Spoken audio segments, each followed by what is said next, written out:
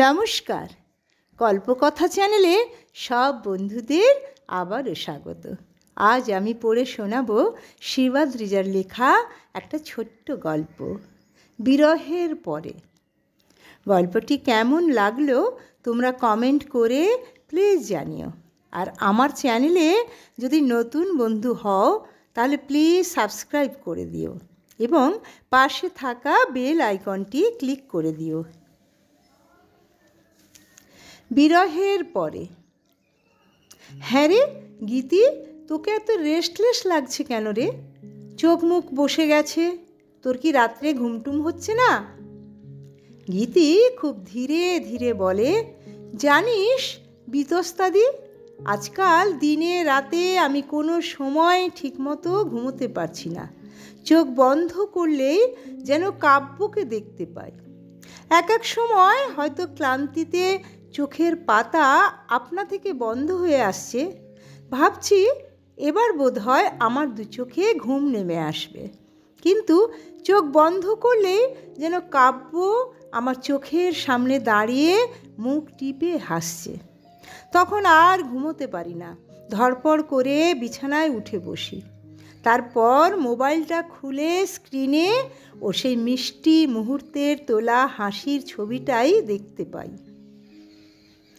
যেটা আমার চোখে আমার জীবনের বিশ্বের সবচেয়ে সুন্দর হাসি। তখন আমার যত মান অভিমান সব যেন মিলে মিশে এক হয়ে যায়।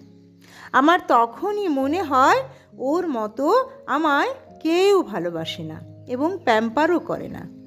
ওর মতো আমায় কেউ বুঝতেও পারবে না।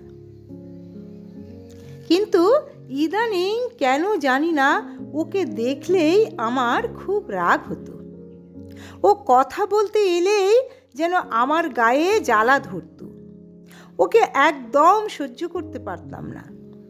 পর মুহূর্তে আবার মাথাটা ঠান্ডা হয়ে গেলে মনে মনে ভাবতাম, আমি কি বড্ড খিটখিটে বদমেজাজি হয়ে যাচ্ছি? আমি কি আমার না পাওয়ার আক্ষেপ ঢাকতে ওর উপর আমার মন গড়া দোষগুলো চাপিয়ে দিচ্ছি? কাব্য তো আমার কাছে তার অক্ষমতার জন্য বারবার ক্ষমা চেয়েছে। ডক্টর মনীষা দেবনাথ আমার সমস্ত রিপোর্টগুলো ভালোভাবে পরীক্ষা করে আমাকে জানিয়ে দিয়েছিলেন যে বাচ্চা ধারণ করবার কোনো ত্রুটি আমার শরীরে বিন্দুমাত্রও নেই। সেই মুহূর্তে নিখুঁত শরীরের জন্য জয়ের আনন্দে আমি লাফিয়ে উঠেছিলাম ঠিকই, কিন্তু পর মুহূর্তে আমার সমস্ত রাগটা গিয়ে পড়ে কাব্যর উপরে। কারণ পৃথিবীতে নতুন প্রাণের আমন্ত্রণের জন্য আমাকে এই প্রথম পরীক্ষাটা দিতে হয়েছিল। সেদিন আমি নিজেকে অক্ষম ভেবে আমার প্রতিবাদের ভাষা খুঁজে পাইনি। তারপর বেশ কয়েকদিন পর ডক্টর দেবনাথ কাব্য রিপোর্টগুলো দেখে নিশ্চিত হয়েছিলেন ওর একটা ছোট্ট অপারেশন করলেই আমার বাচ্চা ধারণের কোনো বাধা থাকবে না। কিন্তু কাব্য কিছুতেই রাজি হয় না। ও প্রচণ্ড নার্ভাস হয়ে পড়ে। সেই সময় ওর মধ্যে মৃত্যুর আতঙ্ক ছাড়াও একটা অ্যাংজাইটি দেখা দেয়। কাব্য ভেবেছিল অপারেশনের পরে ও হয়তো হ্যান্ডিক্যাপড অথবা প্যারালাইজড হয়ে যেতে পারে। সেই জন্য আমিও ওকে আর জোর করিনি। ওকে দেখে আমি খুব কষ্ট পেতাম, কিন্তু ছোটোখাটো কোনো ব্যাপারে ওর সঙ্গে যখন আমার মতের মিল হতো না, তখন ওই ইস্যুটাই আমার আরও বড় রাগের কারণ হয়ে আমার সামনে এসে দাঁড়িয়ে পড়ত। আর তখন আমি দিক বিদিক জ্ঞানশূন্য হয়ে পড়তাম। বিতস্তা হেসে বলে, তুই তো ভালো থাকতে চেয়েছিলি, ভালো থাকবি বলেই তো কাব্যর কাছ থেকে ডিভোর্সটা ছিনিয়ে নিয়েছিলি। তোর মধ্যে তো অনুশোচনা থাকার কথাই নয়। তাহলে আজ তুই নিজেকে নিঃস্ব ভাবছিস কেন? গীতি খানিকক্ষণ শূন্য দেয়ালের দিকে পলকহীন দৃষ্টিতে তাকিয়ে উত্তর দেয়, আমি মনে হয় ওকে ছাড়া বাঁচতে পারবো না। এর বেশি কিছু আমি তোকে বোঝাতে বা বলতেও পারবো না। বিতস্তা ঠাট্টার ছলে বলে, তাহলে তুই কি আমাকে তোর জন্য কিছু করতে বলছিস? এবার গীতি দাঁড়িয়ে পড়ে এবং নিজের শরীরটাকে এক ঝটকায় ঝাঁকুনি দিয়ে বলে ওঠে, না, তোকে আমার জন্য কিচ্ছু করতে হবে না। বলেই বিতস্তার চেম্বার থেকে দৌড়ে বেরিয়ে যায়। বিতস্তা নিজের মনে মৃদু হেসে নিজের ডায়েরিতে আঁকিবুকি আঁকতে আঁকতে কাব্যকে ফোন করে বলে, কাব্য, তুমি কি ব্যস্ত আছো? কাব্য ফোনটা রিসিভ করে বলে, না বিতস্তাদি, তুমি এখন বলতে পারো, মিনিট 10 পরে আমার ক্লাস নিতে যাওয়ার আছে। বিতস্তা বলে, তুমি আজ সময় করে একবার আমার চেম্বারে আসতে পারবে? তোমার সঙ্গে আমার খুব প্রয়োজন আছে, যেটা ফোনে তোমাকে বলা যাবে না। কাব্য উত্তর দেয়, ঠিক আছে বিতস্তাদি, আমি তোমার চেম্বারে ঠিক 5টার দিকে পৌঁছে যাচ্ছি, তুমি চিন্তা করো না। 1 ঘন্টা পরে কাব্য বিতস্তার চেম্বারে আসে। বিতস্তা কাব্যকে কফি অফার করলে সে আগেই ব্যস্ত হয়ে বিতস্তার কাছে তার দরকারি কথাটা জানতে চায়। বিতস্তা সরাসরি কাব্যকে বলে, আজ আমার চেম্বারে গীতি এসেছিল। কাব্য জিজ্ঞেস করে, কেন, কোনো দরকারে এসেছিল? বিতস্তা বলে, ঠিক দরকারে নয়, তবে তাকে দেখে আমি যতটুকু বুঝলাম, মনে হলো যেন সে তার মনের দরকারে এসেছিল। কাব্য বিস্মিত হয়ে জিজ্ঞেস করে, মানে? বিতস্তা মুচকি হেসে কাব্যকে বলে, কাব্য, তুমি কথাটা কিভাবে নেবে সেটা অবশ্যই তোমার ব্যাপার। জানো কাব্য, গীতি একদম ভালো নেই। আমি তাকে দেখে যতটুকু বুঝলাম, সে তোমাকে ছাড়া তার পাশে অন্য কাউকে ভাবতে পারে না। কাব্য আগ্রহ সহকারে জিজ্ঞেস করে, ওকে দেখে কি তাই মনে হলো বিতস্তাদি? বিতস্তা এবার গম্ভীর হয়ে ভারী গলায় বলে, সে একদম ভালো নেই কাব্য। কাব্য বিচলিত হয়ে জিজ্ঞেস করে, কেন বিতস্তাদি, গীতির কি শরীর খারাপ? বিতস্তা ধীর স্বরে উত্তর দেয়, তার শরীর খারাপের থেকে বেশি মন খারাপ। চিন্তায় মনে হয় তার মনের রোগ দেখা দিয়েছে। সে শুধু তার নিজের চারপাশে তোমার উপস্থিতি দেখছে। এই সময় তোমাকে তার খুব প্রয়োজন।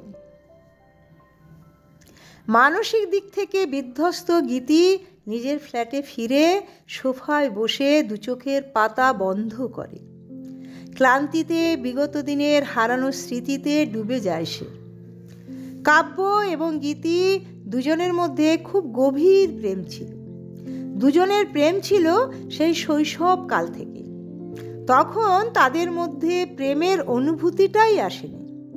পাশাপাশি প্রতিবেশীদের শিশুরা বিকেল হলেই সকলে মিলে বেশ খেলত। কানামাছি, সীতাহরণ, লুকোচুরি, কুমিরডাঙ্গা, বিভিন্ন ধরনের খেলা।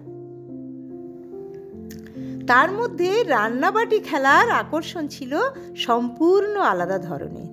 এই খেলাটা খেলা হতো শীতকালে ছুটির দিনে, কারণ তখন একাডেমিক সেশন ছিল জানুয়ারি থেকে ডিসেম্বর, অর্থাৎ নভেম্বর থেকে ডিসেম্বরের মধ্যে পরীক্ষা শেষ, রেজাল্ট আউট, তারপর প্রমোশন পেয়ে নতুন ক্লাসে ওঠা। সে এক আনন্দের আলাদা উন্মাদনা। তখন সকল খেলার সাথীদের মধ্যে খুশির জোয়ার বয়ে যেত। ঠিক সকালের সোনালি রোদে তাদের বনভোজনের আয়োজন হতো। সত্যিকারের রান্নাবাটি, যেহেতু সত্যিকারের রান্নাবাটি, সেহেতু সত্যিকারের বরবউ জুটি বাঁধা হতো। স্বাভাবিকভাবেই বনভোজনে বাড়ির মতোই রান্নাবান্না হতো বলে পাড়ার কাকু কাকিমা এবং বড়রা সাহায্য করা ছাড়াও খুব উৎসাহ দিতেন। কাব্য এবং গীতি সেই অবোধ বয়সের খেলার ছলের বরবউ একদিন বাস্তব জীবনের স্বামী স্ত্রীর ভূমিকায় অবতীর্ণ হয়। অবশ্যই দুজনের বাড়ি থেকে গুরুজনদের সর্বসম্মতিক্রমে বেশ ঘটা করে তাদের বিয়ের আয়োজন করা হয়েছিল, কারণ তখন তারা দুজনেই এস্টাবলিশড। গীতি স্কুল শিক্ষিকা এবং কাব্য কলেজের প্রফেসর। বিয়ের পর তারা হানিমুন কাটাতে বিদেশেও গিয়েছিল। দিনগুলো তাদের ভালোই কাটছিল, কিন্তু বছর 5 পর থেকে দুজনের মধ্যে যেন কিছুতেই বনিবনা হচ্ছিল না। দুই বাড়ির বাবা এবং মায়ের বোঝানোতেও তাদের দুজনের মধ্যেকার পাঁচিল কিছুতেই ভাঙছিল না। অবশেষে গীতির দূর সম্পর্কের আত্মীয়া দিদি আইনজীবী বিতস্তার মাধ্যমে তাদের মিউচুয়াল ডিভোর্স হয়েছিল। বেশ খানিক বাদে বিতস্তা এবং কাব্য গীতির আবাসনের কম্পাউন্ডের মধ্যে প্রবেশ করে। বিতস্তা কাব্যকে বলে, কাব্য তুমি এগিয়ে গিয়ে গীতির দরজায় কলিং দাও। কাব্য এগিয়ে গীতির দরজায় ডোরবেল বাজায়। গীতি এসে দরজা খুলে কাব্যকে দাঁড়িয়ে থাকতে দেখে। সে প্রথমে বিস্ময়ে অভিভূত হয় বটে, কিন্তু পরমুহূর্তে দৌড়ে গিয়ে কাব্যকে জড়িয়ে কাঁদতে থাকে। এবার বিতস্তা এসে গীতিকে বলে, আমি জানতাম তোর জেদের কাছে সেদিন কাব্য হার মেনে তোকে ডিভোর্স দিতে বাধ্য হয়েছিল। অবশ্যই আমার মতামত নিয়ে কাব্য সইখানা দিয়েছিল। আমার বিশ্বাস ছিল তুই কাব্যকে ছেড়ে বাঁচতে পারবি না। তোদের বিচ্ছেদ এখনো 2 মাস হলো না, তাতেই গীতি তুই বিচ্ছেদের অর্থ খুঁজে পেয়ে গেলি। আরও কিছুদিন যেতে দে, যখন তুই কাব্যকে চিরদিনের জন্য হারিয়ে ফেলবি, তখন তুই স্বামী স্ত্রীর মধ্যে সম্পর্কের আসল মানে বুঝবি। প্রচলিত আছে স্বামী স্ত্রীর সম্পর্ক নাকি জন্ম জন্মান্তরের সম্পর্ক, যদিও ওটাতে আমি বিশ্বাসী নই। জন্মান্তর আছে কি না তা আমি জানি না, তবে একটা কথা আমি জানি, স্বামী স্ত্রীর সম্পর্ক মানে বন্ধুত্বের সম্পর্ক। দুজনের পরস্পরের প্রতি সম্মান, দায়িত্ব, কর্তব্য এবং বন্ধুত্ব থাকবে। একজনের অপূর্ণতা অপরজন পূর্ণ করবে, এটাই আসল সম্পর্ক। এবার গীতি একটু ধাতস্থ হয়ে বিতস্তাকে বলে, এটা তুই ঠিক বলছিস না। আমি কি কাব্যকে সম্মান করি না, না ওর প্রতি কোনো দায়িত্ব পালন করছিলাম না? এবার বিতস্তা বেশ রূঢ় স্বরে গীতিকে ধমক দিয়ে বলে, দেখ গীতি, স্বামী স্ত্রীর সম্পর্ক যদি দেয়া নেওয়ার মধ্যে আটকে থাকে, তাহলে সেই সম্পর্ক অটুট থাকে না। আমাদের তো কোনো সন্তান নেই। তুই কি কখনো দেখেছিস আমাকে আর তোর প্রসন্দাকে ঝগড়া করতে? আমাদের এত বছরের বিবাহিত লাইফে কোনো দিন কি ছোট ছোট ভুল বোঝাবুঝি তোর চোখে পড়েছে? আমাদের বন্ডিং একদম কংক্রিটের মতো শক্তপোক্ত। তুই ভাবছিস সন্তান থাকলে তোদের সব সমস্যার সমাধান হয়ে যেত? আজকালকার সন্তানরা তো পাশ্চাত্য দেশের শিক্ষায় বড় হতে চায়, কারণ ওরা পাশ্চাত্য কালচারকে আমাদের ভারতীয় সংস্কৃতির মধ্যে জোর করে ঢুকিয়ে দিচ্ছে।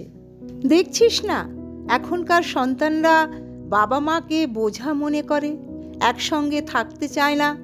বাবা মায়ের সবটুকু নিয়ে আদরে সযত্নে লালিত হওয়ার পর অসহায় বৃদ্ধ মা বাবাকে মানুষ বলেও গণ্য করে না। তুই ভেবে দেখ গীতি, কোনো দম্পতি নিঃসন্তান, তার জন্য তারা এক ধরনের কষ্ট পাচ্ছে। আবার কোনো দম্পতির সন্তান আছে, সেই সন্তান উচ্ছৃঙ্খল বেপরোয়াভাবে জীবনযাপন করছে। সৎ বাবা মায়ের সন্তান অসৎ চোর ডাকাত হয়ে জীবন কাটাচ্ছে। সেই দম্পতিও আরও একভাবে কষ্টে আছেন। কোনো দম্পতির প্রতিবন্ধী সন্তান হলে তারাও আর একভাবে কষ্ট পাচ্ছেন। তুই মনে কর ওই কষ্টগুলোর মধ্যে একটা কষ্ট পাচ্ছিস, আর সেটাকে মেনে নেওয়া আমার মনে হয় ভালো।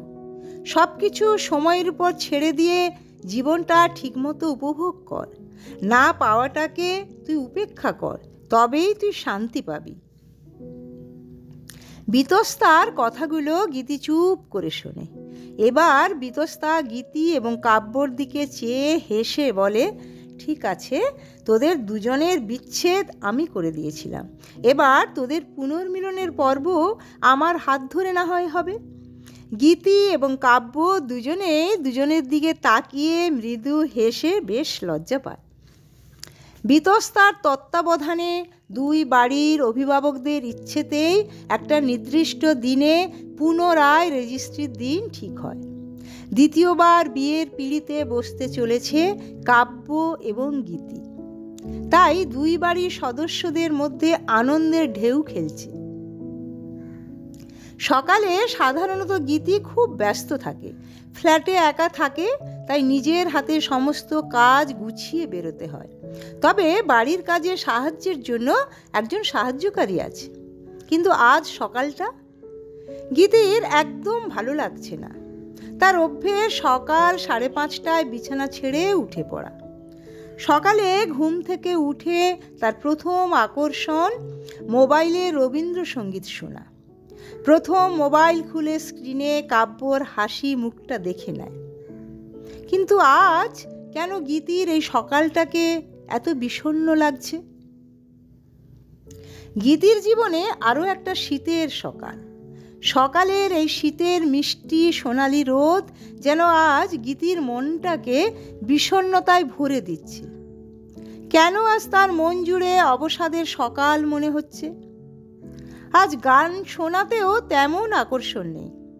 গানের মাঝে মোবাইলে গীতির রিংটোনটা বেজে ওঠে। রিংটোনও রবীন্দ্রসঙ্গীত, কিন্তু তার ওই রিংটোন আজ ভয়ঙ্কর মনে হচ্ছে।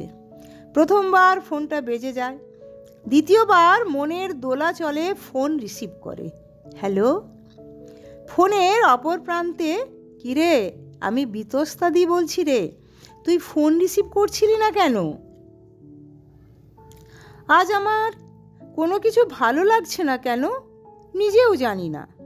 আশ্চর্য হয়ে বলে, তুমি এত সকালে ফোন করেছো, কোনো দরকার আছে? তাড়াতাড়ি বলো বীতস্তাদি, না হলে আমার বেরোতে দেরি হয়ে যাবে। তুই আজ স্কুলে ছুটি নে, স্কুলে হোয়াটসঅ্যাপ করে জানিয়ে দে তোর সঙ্গে আমার জরুরি কথা আছে। আমি আর তোর প্রসূনদা দুজনে যাচ্ছি তোর ফ্ল্যাটে। 15-20 মিনিটের মধ্যে আমরা পৌঁছে যাব। খানিক বাদে বীতস্তা এবং প্রসূন দরজায় দাঁড়িয়ে। গীতি হেসে বলে, আজ তোমাদের দুজনের কি এমন রাজকার্য পড়ল বীতস্তাদি, তোমাদের এত সকালে আমার ফ্ল্যাটে হানা দিতে হলো?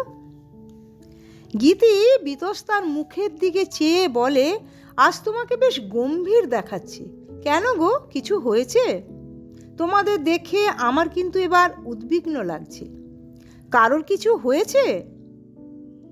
বীতস্তা বলে, তুই আমার কাছে এসে বস, তারপর বলছি। গীতি বীতস্তার পাশে এসে বসে। প্রসূন বলে, তোমাকে বীতস্তা যে কথাটা বলবে সেটা তুমি ধৈর্য না হারিয়ে কথাটা ভালো করে শোনো এবং বোঝার চেষ্টা করো। এবার গীতি চঞ্চল হয়ে দাঁড়িয়ে বলে, কেন, কাব্যর কিছু হয়েছে? বীতস্তা তাকে হাত ধরে সস্নেহে আবার কাছে বসায়। সে ধীর স্বরে বলে, কাব্যর ওই অপারেশনটা হয়ে গেছে। এবার গীতি এক দৃষ্টে বীতস্তার দিকে তাকিয়ে থাকে এবং তার চোখ থেকে অশ্রু বারি ঝরে পড়ে। তার চোখের অশ্রু বর্ষণ আর কিছুতেই থামছে না। বীতস্তা তাকে এবার সান্ত্বনা দিয়ে বলে, প্রসূন আমার সঙ্গে এসেছে, আমরা 3 জনে ব্যাঙ্গালোরে যাব। কাব্য আমার কাছে সত্যি কথা জানিয়েছিল। তোকে কলেজ সেমিনারের কথা না বললে তুই ওকে বাধা দিতিস, তাই তোকে তখন কাব্য জানায়নি। চল তাড়াতাড়ি রেডি হয়ে নে, বিকেল 4টের সময় আমাদের ফ্লাইট আছে। আর কাব্যর কাছে তার বাবা মা এবং উপাখ্যান রয়েছে। সে নিজে ডাক্তার তো, তাই সে নিজেই সব দেখাশোনা করছে। গীতি এতক্ষণ বীতস্তার কথাগুলো চুপ করে শুনছিল। আমরা কটার দিকে কাব্যর কাছে পৌঁছে যাব? গীতি প্রসূনের দিকে তাকিয়ে প্রশ্ন করে। প্রসূন উত্তর দেয়, আমরা প্রায় সন্ধ্যে 7টা নাগাদ পৌঁছে যাব। তারা তিনজনে গীতির ফ্ল্যাট থেকে যথাসময়ে রওনা দেয়। গীতি একদম শান্ত। সে মনে মনে ভাবছে আজ কাব্যর এই পরিস্থিতির জন্য অন্তত কিছুটা হলেও সে দায়ী। এই চিন্তায় সে বেশ শঙ্কিত হয়ে পড়েছে। তারা তিনজনে ঠিক সময়ে ব্যাঙ্গালোরের ব্যানারঘাট রোডের ফর্টিস হাসপাতালে পৌঁছে যায়। উপাখ্যান সবই ব্যবস্থা করে রেখেছিল। উপাখ্যান এরই পরিচিত ডাক্তার ডক্টর আব্দুল রহমানের আন্ডারে কাব্যর অপারেশন হয়েছে, তাই কাব্যর সঙ্গে দেখা করার ব্যাপারে তাদের বেগ পেতে হলো না। বিতস্তা এবং প্রসূন প্রথমে তার সঙ্গে দেখা করে বেরিয়ে আসার পর গীতি কাব্যর কেবিনে ঢোকে। সে সুস্থই আছে। সে মনের দিক থেকে এতই নার্ভাস হয়ে পড়েছিল, তাই গীতিকে দেখতে চেয়েছে। গীতি কাব্যর বেডের পাশে গিয়ে নীরব হয়ে দাঁড়িয়ে থাকে। কাব্যকে তার ওইভাবে একদম দেখতে ভালো লাগছে না। কাব্য প্রথম কথা বলা শুরু করে। গীতি, আমি তোমাকে না জানিয়ে এই সিদ্ধান্তটা একা নিয়েছি বলে তুমি আমাকে ভুল বোঝো না। তুমি আমার কাছে এসে বসো, না হলে আমি ভেবে নেব তুমি আমার উপর অভিমান করেছো। তোমাকে আমার অনেক কিছু বলার আছে। গীতি কাব্যর পাশে গিয়ে বসে। তা বলে তুমি আমাকে এইভাবে প্রতিদান দিলে না প্রতিশোধ দিলে? গীতি মাথা নিচু করে কাব্যকে প্রশ্ন করে। শোনো গীতি, প্রতিদান বা প্রতিশোধ নয়, আসলে তোমার ভালোবাসার কাছে আমার ভয় একদম হেরে ভূত হয়ে গেছে। তাই তো আমি হতাশাকে জয় করতে পেরেছি। সেই জন্য দ্বিতীয়বার আমি ভুলটা আর করতে চাই না। ভগবান আমাদের দুজনের নিশ্চয়ই অন্তঃস্থলের মিলন চাইছেন। এই সুযোগটা সবার জীবনে আসে না গীতি। আমি চাই তুমি আমাকে করুণা নয়, তোমার প্রেম আর ভালোবাসা দিয়ে আমাকে ভরিয়ে রাখো। গীতি একভাবে নত মুখে বসে কাব্যর কথাগুলো শুনছে। কাব্য দেখছে গীতি বিষণ্ণ মনে বসে কোনো এক অজানা চিন্তায় মগ্ন। কাব্য যেন গীতিকে ঠিক এইভাবে দেখতে চাইছে না। পরিবেশটা হালকা করবার জন্য কাব্য গীতিকে হাস্যোজ্জ্বল করে তুলতে চাইছে। সে ঠাট্টার ছলে গীতিকে বলে, জানো গীতি, গিনিস বুকে তো নির্দিষ্ট কয়েকটা তথ্য রেকর্ড করা হয়, তার মধ্যে মানুষের কৃতিত্বের রেকর্ড করা হয়। খোঁজ নিয়ে জানতে হবে আমাদের বিয়ের তথ্যটা বিশ্ব রেকর্ড করা যায় কিনা। গীতি বুঝতে না পেরে কাব্যকে আশ্চর্য হয়ে জিজ্ঞেস করে, কেন? কাব্য মৃদু হেসে বলে, কথায় আছে ভাগ্যবানের বউ মরে। আমি এমন ভাগ্যবান যে দ্বিতীয়বার আমার কলহ প্রিয়াকে আমার কাঁধে চাপাতে চাইছি, তাই আমার কৃতিত্বটাই তো বিশ্ব রেকর্ড হতে পারে। তুমি কি বলো গীতি? গীতি এবং কাব্য দুজনেই হাসিতে উজ্জ্বল হয়ে ওঠে। খানিক বাদে কেবিনে সকলেই উপস্থিত হয় এবং উপাখ্যান বলে, আগামীকাল আমরা কাব্যকে নিয়ে সদল বলে বাড়ির উদ্দেশ্যে রওনা দেব। এবার বিতস্তা অন্যমনস্ক হয়ে নিজের হৃদয়ের কথাগুলো বলে। এইভাবে ছোট ছোট ভুল বোঝাবুঝিগুলো আমাদের প্রত্যেকের মধ্যে না থাকলে কত পরিবার যে বেঁচে যেত। ভুল বোঝাবুঝি থাকলেও নিজেদের মধ্যে ঠিক বোঝাপড়া থাকলে জীবনে এত বিচ্ছেদ হয়ে বিষাদের সুর বাজত না। শুধু স্বামী স্ত্রীর মধ্যে তো নয়, সন্তানরা বড় হলে বাবা মায়ের সঙ্গে বিচ্ছেদ। এই বিচ্ছেদ করে করে আমাদের সমাজে মানুষগুলোর মধ্যেও হৃদ্যতার সম্পর্কগুলো হারিয়ে যাচ্ছে। তাই আমাদের উচিত সমাজের মানুষগুলোকে সচেতন করা, তবেই সুষ্ঠু সমাজ গড়ে উঠবে।